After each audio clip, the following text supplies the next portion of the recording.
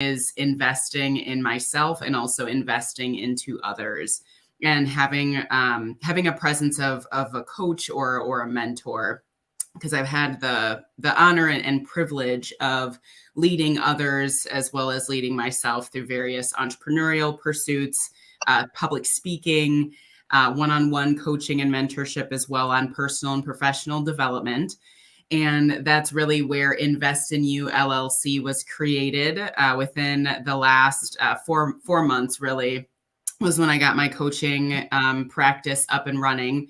And I'm a proud John Maxwell member. So a lot of my teachings are within the methodologies of John Maxwell's wisdom, him being the largest leadership guru across the world, really.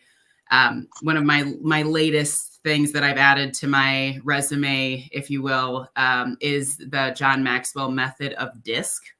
So understanding that there's basically 4 aspects of personalities. So dominant, influencing, steady, and compliant.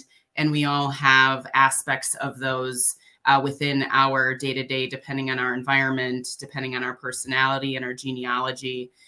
So that I've been really bringing that in, because really Invest in You's mission and vision is to, as you invest within yourself, it creates a betterment of the greater collective. So right. Speaking and coaching is what I'm really aspiring to continue to do, to impact folks. And that's a little bit of what I'm working on. Excellent. So let's talk about this this thing that I think a lot of people go through. I think a lot of people have expressing this throughout the pandemic, and probably even before, just that feeling of, you wake up, you go to work or business, you make money, maybe you get married, you have children, or maybe not. Mm-hmm. But you're feeling like there's something missing. Can you tell us a little bit about what could be causing a lot of people to be going through and how they can fix this problem? Yeah, that's a phenomenal question. I think another, element that I've experienced too, whether it's feeling like something's missing or feeling stagnant, that there's no like forward moving progression. I find that some of the reasons for that could be, being in a job or potentially a business that's no longer filling your cup, because to your point, whether we're single, we're married, maybe we're dating, we're kids, we change as our life circumstances change, and our wants and aspirations change through that process. And I've had times in my life where I've had various, trauma or loss or just change that's happened within my life that has changed the course of where I'm going. And it's led me to have to let go of things, whether it was, a business or a relationship or whatnot. And I find the 2 words that come to mind for me is intentionality and awareness. Because if we're not aware that maybe we're feeling stagnant or something's missing, but if we don't have a sense of awareness within that, then it's hard to be attentive or have intent to want to change. So I think the first step is to have a sense of awareness. I know some activities that have helped me in that process of like identifying and bringing it within my awareness is journaling and writing things down, because it's helped kind of get it out of here and then put it on paper. And then from there, as you kind of develop that awareness, then you can kind of piece together, okay, XYZ is missing from my life. Now I can put a game plan together, maybe with the help of friends, family, a therapist, a mentor, a coach, and then put a game plan together on, hey, how can I fill those gaps? Or how can I be able to, comb through that stagnant energy? Yes. And just for myself, I'll quickly say that I think accountability was one of the biggest things that I've had to go through. I know a lot of people watching on the line and on the replay. If you followed me over the past few months with Cecil, I think a lot of the times I used to look at exterior people, places, and things and kind of point my finger towards that direction. But as you were mentioning, Sandra, with the coaching and mentoring, these people pretty much keep you accountable, and they say, well, your client, that's who they are. We can't change them.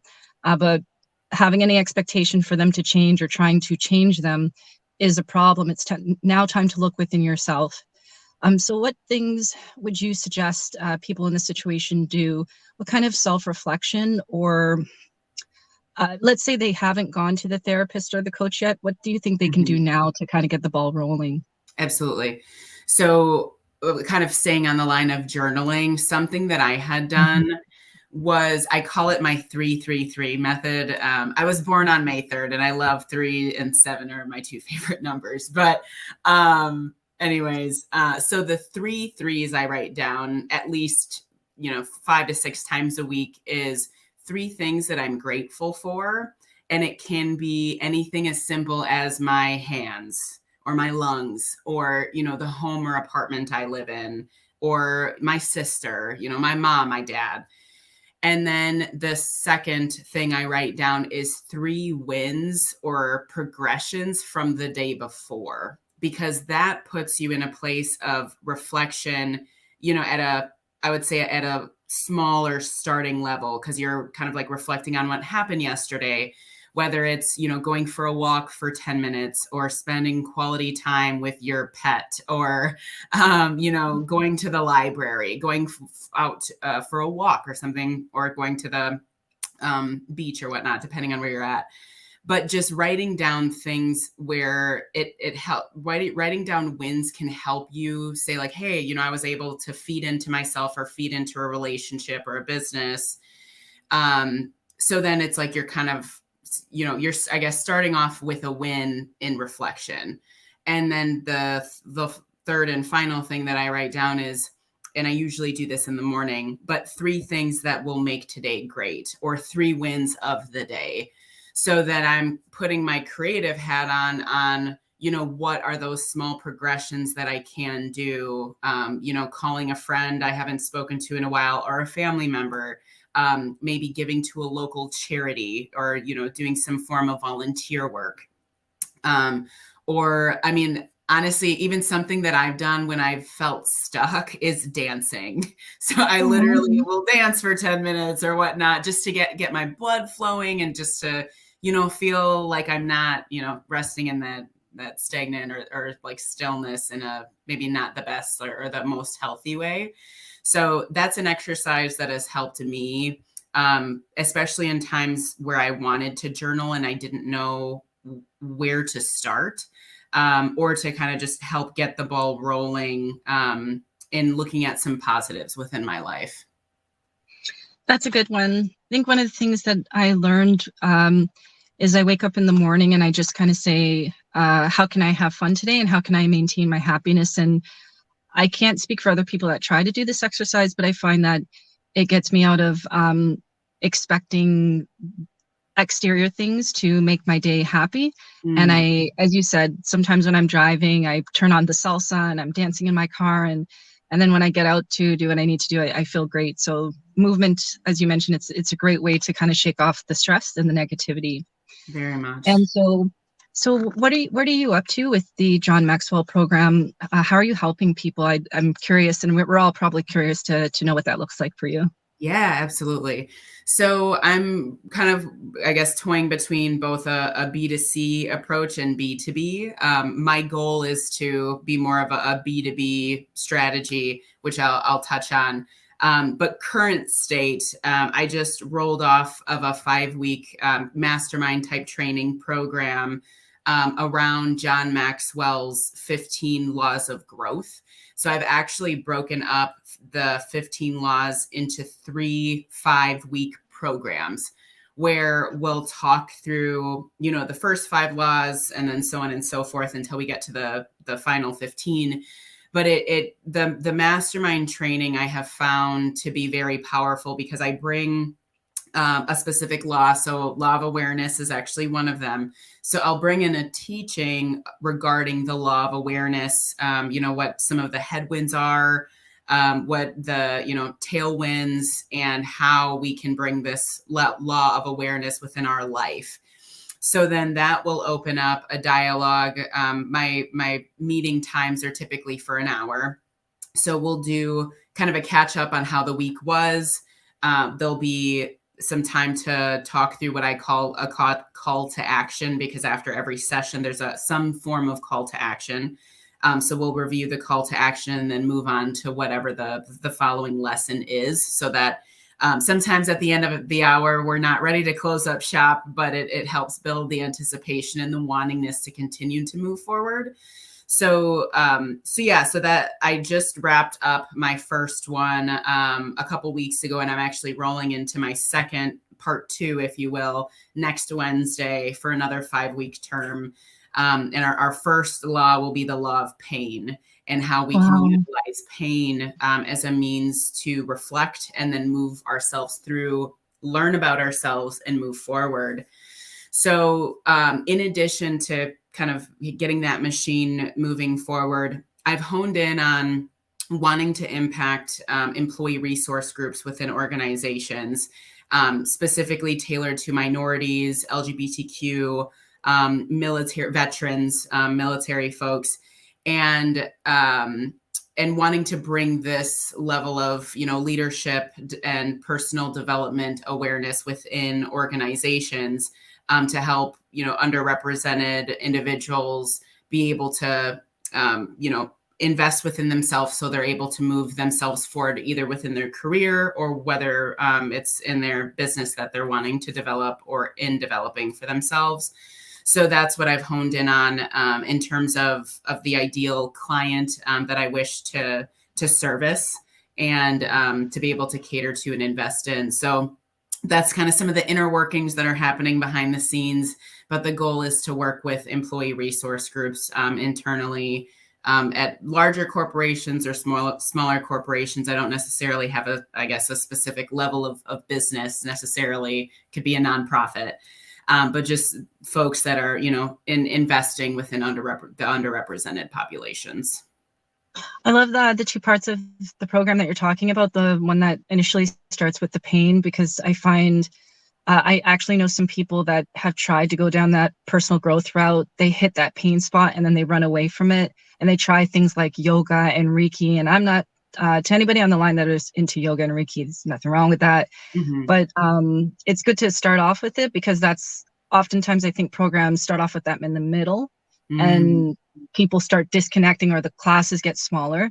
And then I also like the call to action, because it kind of reminds me of, I'm not going to say any names, but it kind of reminds me of the personal development 3-day workshops that I used to go to. And then everybody's pumped up and excited. And then the Sunday we leave, and then it's back to reality. And then you're reading this stuff, and then you kind of lose track. Right. So I like that. I like that part. Yeah. And to add something else to that, because I know you had brought up accountability, which is huge, something that is also in the works as well, because I've also been to kind of the hoorah 3-day workshops, and then it's like, well, now what? I mean, you've got all this excitement, and then how do you jump in? But accountability, having like accountability circles where we meet like twice a month or once a month, depending on the group size, is also something I intend on launching. Right now it's kind of just, getting the word out, building up the client base, but actually having a group that meets specifically to talk about accountability to your goals, whether that's personal or professional, is something that I find to be really important. And also, as I dive into more B2B relationships, I want to continue the relationship, right? It's even if we agreed to a 6-month contract, I don't want to just, dip after the 6 month is over. I want to be able to keep in touch on, how are you guys still implementing this stuff? What are the results that you're seeing? Because I feel like that's really how, relationships last, and just continuing to build on, the results that are being driven from implementing what's important, for that group specifically. I like what you're doing, Sandra, because a lot of companies, I think they've, as you mentioned, the diversity and inclusion, a lot of them started activating this, which I think has been beautiful. Mm-hmm. But just also myself as a contractor, sometimes when I go into organizations, there's still a small percentage of LGBT or people with disabilities. You often don't Mm-hmm. know who has a disability. Maybe they go anonymous, or they talk about diversity within executives, but then only 1% to 2% of executives within these big Fortune 500 companies really have Blacks or women's or Latinos or Asians, et cetera, right? So I think it's great that you're starting with organizations versus persons, Mm-hmm. because I don't hear a lot of people talking about that. I hear the therapists and the life coaches, they do things Mm-hmm. on individual basis and then they do the group stuff. But I think I think it's beautiful what you're doing as I'm thinking about it, because when you can help companies raise awareness and become better, as a result, that pumps through products and services and customer service. And then you're actually, Sandra, what you're doing is helping the world become a better Mm-hmm. place through these big companies who really have lots of spend and lots of power. So I Yeah. think that's beautiful. Thank you so much. I really You're appreciate welcome. it. So I know we have a couple more minutes. Did you want to share anything with the audience right now? Maybe people on the line that are really struggling, Sandra. I'm talking about they're doing the therapy, they're reading the books, they're going, and it's still nothing. What can we kind of tell the people today? Mm. Yeah, also been there.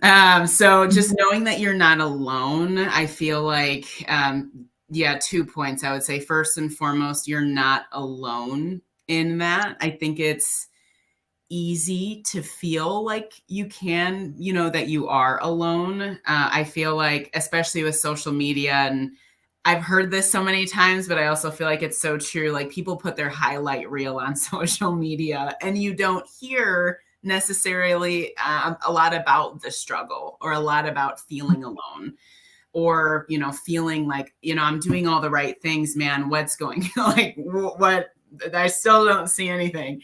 And that's where I would say the second point is going into stillness, meditation, or prayer and opening yourself up to what I've heard being taught as the receptive mode.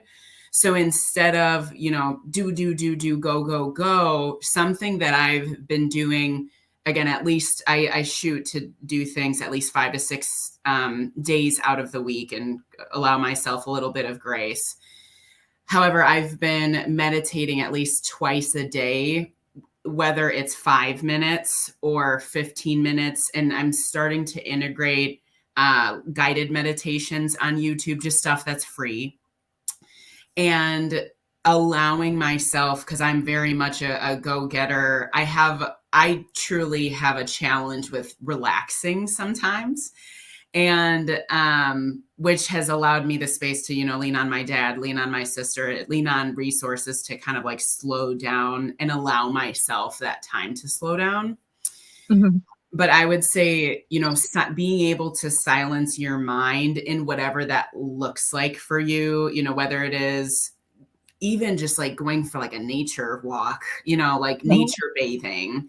It doesn't have to be sitting cross-legged, on the ground and holding your hands like this and, and saying, it can be walking, it can be sitting, laying down comfortably, but really silencing yourself and opening yourself up to source or God or Allah, whatever your, religious or spiritual beliefs are. But allowing, because I do feel within myself and my spirit that we are connected to a larger source that's greatness beyond ourselves and unconditional love. So I'm not going to lie, the meditation has really helped. I had to be very intentional though with that. So I usually do it every morning and then over lunch, because those are times that typically I have some control over. I know sometimes, lunch meetings may pop up here or there, but I'll just allow it some time later in the day. But really, stepping into stillness with intention of just, hey, I'm going to quiet myself, or, I feel like I'm open and receptive. That's beautiful. So how can people reach you, Sandra, online, or how can people connect with you? Yeah, absolutely. So the two platforms that I'm probably most widely use is LinkedIn and Instagram. So feel free to connect, shoot me a direct message, Sandra Kenly. You'll see Invest in You LLC there as well. And my business page is in process of getting up and running on LinkedIn. And then Instagram, my tag is SAMAELKE. Feel free to follow me. Hit me up on Instagram as well for, highlight reels, coaching techniques and stuff like that will be upcoming here in the next 30 to 60 days. So thank you. Excellent. And everyone on the line or watching the replay, Sandra's name is tagged in this event. As you watch the replay, just click the caption, click read more, click on her name and connect with her if you have any questions anonymously. If you don't care about being anonymous and you have some questions or comments for Sandra, please leave them below in this live stream as it starts circulating on LinkedIn. Thank you so much for your time today. I know it's morning for the both of us. And yeah, hopefully we can do this again, Sandra, because I've learned some things from you and I'm grateful for this moment. So thank you. Awesome. Yeah, very appreciative. Thank you so much again for the opportunity. And yeah, let's stay connected and stay in touch, everyone. Absolutely. All right. Bye. Bye, guys.